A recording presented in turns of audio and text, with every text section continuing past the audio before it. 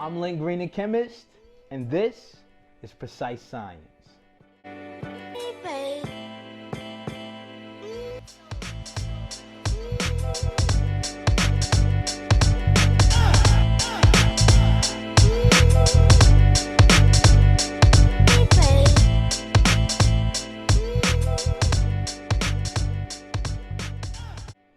All right, welcome back, everybody. If you're just coming in for the first time, I appreciate your viewership. Make sure to hit that subscribe button, share, comment. Let me know what you think of what we discussed here today, and let's get right into it. So firstly, I'd like to thank everyone for the support that I got over this past week or so. So I was recently featured on Fox and CBS, and I really appreciate the support that everyone gave me, the love that I got. It really meant a lot to me. I've worked very hard on this project that I was featured about, which is Planet Krypton. And this is a beginner's cryptocurrency academy for people anywhere from children to adults who aren't very tech savvy or anywhere in between, wherein we get into the basics of cryptocurrency without all the fancy high-tech jargon, all of the complex terms and ideas and words. We just break it down to the basic elements, just like you got when you were in elementary school.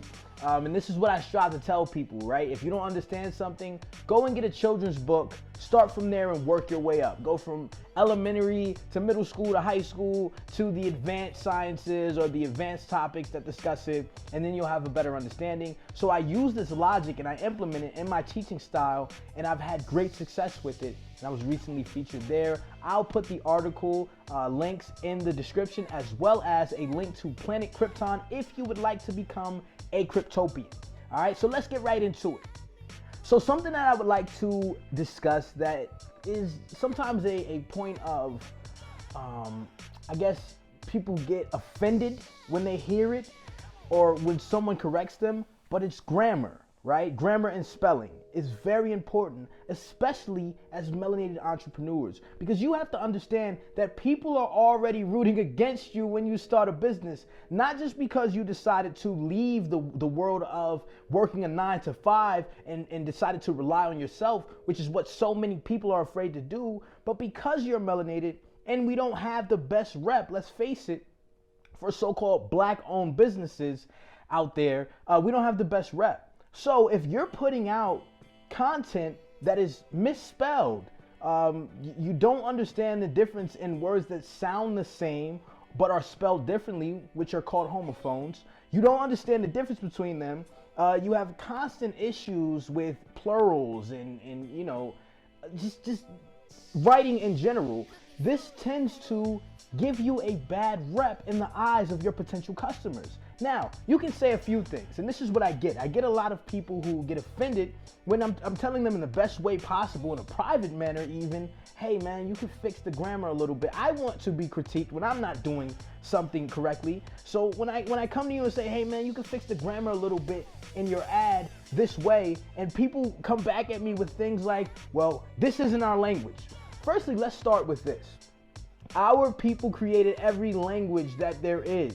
There is not a language, I don't care what region of the world that these people are from, that did not come from our original languages. If you search up, if you study etymology, you will realize that even English has a lot of Latin, has a lot of Greek, and has a lot of Germanic terms that it is developed from, and all of those languages came from people who look like us originally. Whether you know that or not is one thing, but I guarantee you that it's the truth. So, inadvertently, in one way or another, English is our language too. And there is no reason why we shouldn't at least understand the basic syntax, basic spelling, basic grammar involved with the language that we are using, right? That we didn't invent, so to speak, if you want to go with that narrative, but we're using it to convey a message to get someone to buy something that we want them to buy, right? Or to get them to want that product or service so that they will buy. Ultimately, we need them in order for us to eat. So if you're putting out words, if you're putting out language that is confusing, that is giving the wrong idea or spreading the wrong message, it's not the message that you intended, this ultimately affects your bottom line. And your customers make your business. So knowing that fact, you need to make your customers as comfortable with your business as possible. So I don't want to hear that, oh, this ain't our language. Oh, if they don't want to buy it, then forget about them. They're not meant for me. Ultimately, you do this so that you can get customers. They are meant for you. And just think about what it is that you're selling. If you're selling something that multiple others sell, if you're selling jewelry or cosmetics or something that other people sell, then your language could be the difference between someone buying from you or buying from someone else because your message was too confusing for them to understand, or they felt like, hey, if this person doesn't do enough due diligence, doesn't take enough time to be thorough enough to make sure that their message is sound, then I don't know what they're doing with their products. And that may sound like, man, that's unreasonable. How could you even think that someone would think like that? But what you have to understand is that the brain does a lot of associative connecting without us even realizing it, right? Subconsciously, it does a lot of associative connecting for us without us even knowing that it's doing it. So in the back of our mind, even though it may not be in the forefront of our mind, in the back of our mind, we may be thinking, I'm not gonna deal with this business. They don't even take the time to make sure that their message is right and exact, all right?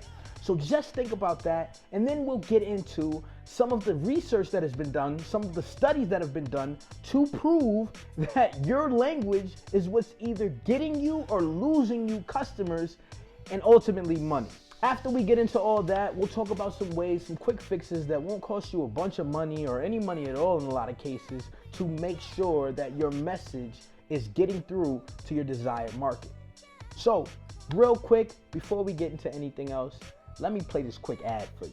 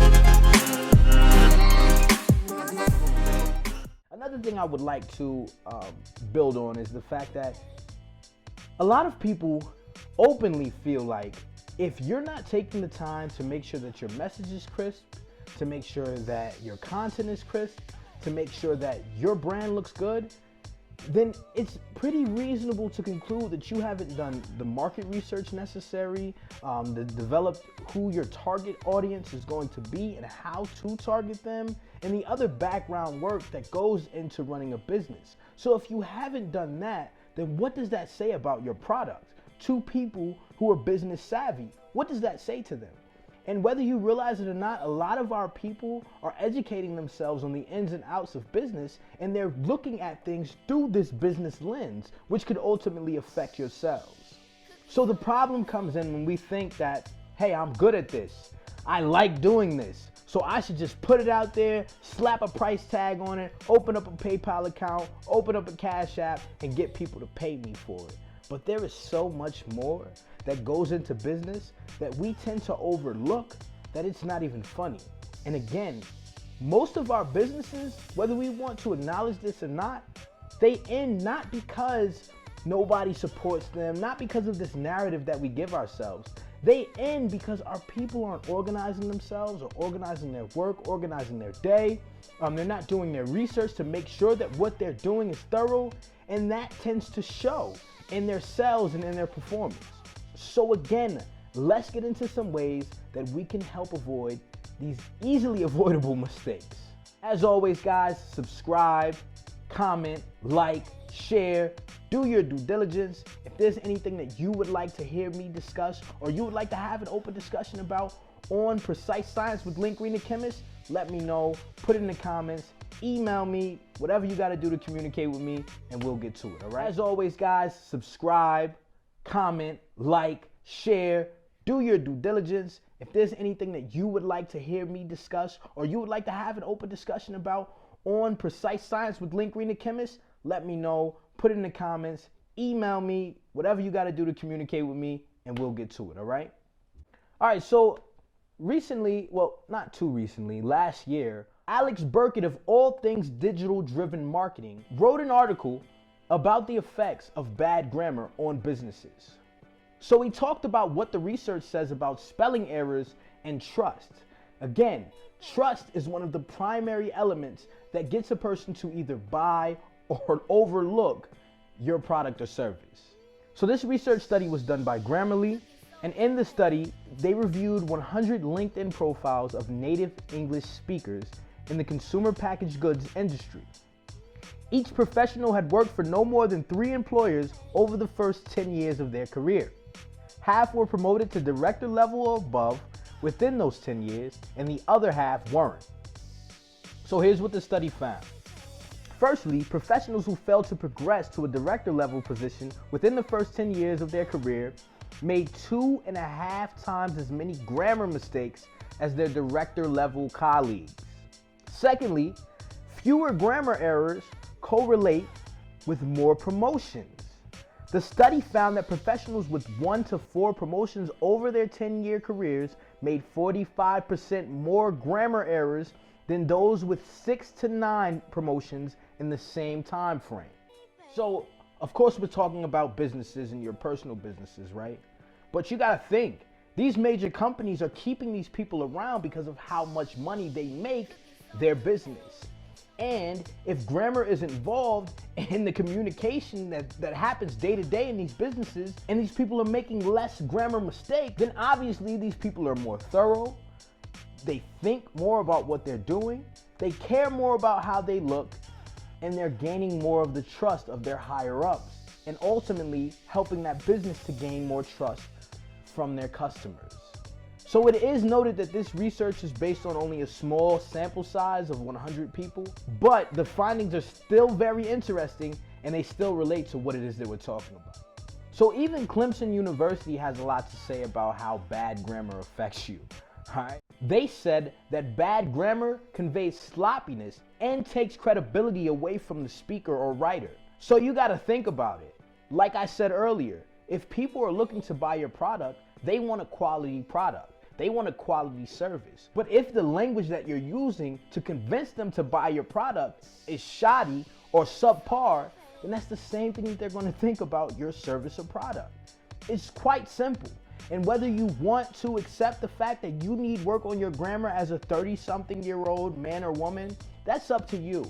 But I will tell you, your bottom line is always going to reflect whether or not you were willing to do that work. So if you're one of the people who are willing to put in that work, who are willing to improve themselves and improve their business writing, I'm going to give you 5 ways in which you can do that, all right? One more time, I got one more ad for you. Watch this.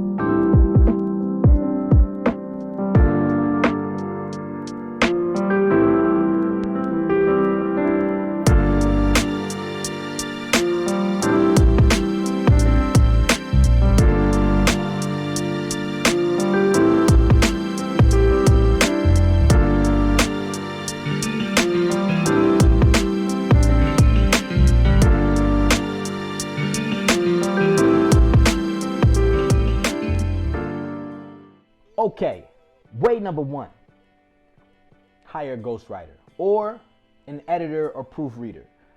All of them vary in price. You can hire a proofreader for about $5 to $10 on Fiverr. Or you can get your friend or family member who you know has a degree or is really good with writing to look over your posts before you post them. Number two is to read more. And I know a lot of people who have issues spelling, they read, but a lot of others don't read. So read more. And if you are one of those people who do read to look at those small nuances and how different words are spelled. And how when we're talking about someone owning something and it being theirs, the word is T-H-E-I-R. Think about the heir of a throne, right? Heir is spelled H-E-I-R. The heir. So put the words the heir together. Obviously take out that extra H and E, and that is T-H-E-I-R. Even though I forgot how to spell that one real quick, but it's T-H-E-I-R. Whereas when we're talking about direction, going over there, that is T-H-E-R-E. Those are simple mistakes that people make over and over and over again when correcting them only takes a few repetitions. So as you're reading, as you're going through different books that you love, look at the use of little words like that you know you have an issue with remembering which ones to spell, how to spell them, and look at how they're used in context of that story, that article, or whatever it is that you're reading, so that you can understand more about how to use them yourself. The next thing is practice writing, even if you're just typing up documents. In fact, spell check on your computer will help you to type up documents. I wouldn't recommend doing it on your phone because your phone tries to predictive text correct stuff, and it's just a whole bunch of stuff. So don't do it on your phone, but open up a Google Doc or a Word document and spell things, write things out, and allow for the spell checker or the grammar checker to correct your writing in your words so that you can remember how things are supposed to be spelled. Also, a very, very good tool that is free to use is Grammarly. Grammarly is amazing. It's used by collegiate professionals and college students alike to proofread papers, to suggest different changes in the papers, to suggest different changes to words that you're using. I mean, it's really dope, and it is really good for you to put your stuff on Grammarly or in a Word document and connect Grammarly to your Microsoft Word or Google Docs and allow Grammarly to check the spelling and grammar before you put it onto Facebook or you run it in some sort of ad. And finally, research. All of the things that I'm telling you right now are easily researched. I'm going to be leaving links to the research that I've done in the description, but do your own research. Look at how much money people have lost overall from not doing their spell check and their grammar check, or not letting a computer program run through their words, run through their language, and make sure that it's thorough. I mean, people have lost hundreds of thousands in a lot of cases in one business, with one business or one person's business. So please, if you are all about whatever it is that you do, if you really love your business, if you want to grow generational wealth, there are certain steps that you can't go around and bypass. You can't cut corners here. Your spelling, grammar, your usage of words, using them at the right times. I mean, they have entire college courses or college degrees based on communication for a reason. Because communication is key in everything. I don't care what type of business you run. I don't care if you're a doctor, an engineer, whoever you are, you have to communicate with your target audience. And if you send the wrong message, you will get the wrong result, meaning you're not going to get the results that you're after. So please, if you do a lot of stuff on social media, which is most of us these days, right? Make sure that your stuff is legitimate, it's right and exact, and make sure that you're thorough, all right? So as always, fam, subscribe, like, comment, share. If you have anything that you would like to let me know or would like to hear me speak about or build on, please let me know. And if you've had any issues with spelling and grammar, or you have any stories about how your spelling and grammar messed you up or messed up a deal or two for you, please let me know. I would love to hear it. I would love to talk about it. I'm excited about the new horizons that we have coming with Precise Science with Link Green the Chemist, Planet Krypton, Infinite Digital Management. I mean, we got a lot going on.